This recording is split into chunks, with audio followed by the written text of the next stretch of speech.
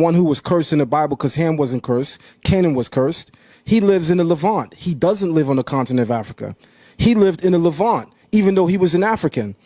The Norma palette shows you that Asiatics were living in Africa. So when you talk about Africa and North Africa in particular, North Africa always had a homogeneous mix of an Asiatic population or what we call today a native African population. So when I say that we Africa, is because of the eponym.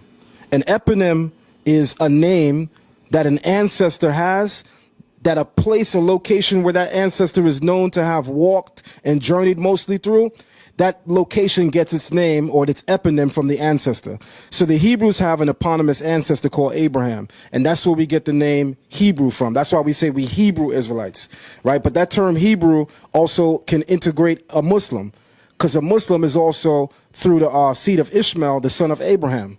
So even they can be considered Hebrews in that respect.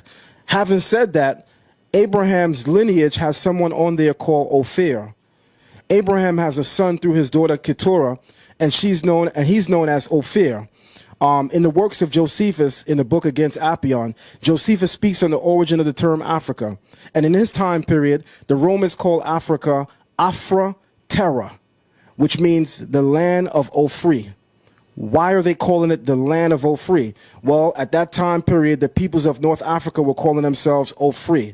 Ophir goes back to the name of Abraham's grandson through Keturah, which is Ophir. So that name was a Hebrew name. That's an eponymous ancestor. So when I identify myself as an Israelite, I don't have a problem saying that part of that designation includes the continent that we're calling today Africa, because I know for a fact that Israel is located on that continent today you're calling Africa. And I also know the very name Africa has Israelite origins. And by the way, just so people know, you can go on Asar Imhotep's video entitled Are Hebrews Black?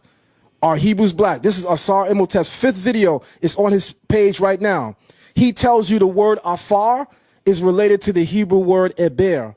And he says the peoples in North Africa call themselves Afri. And he said a lot of people don't know that that name has Hebrew roots. So he said a lot of people are arguing against the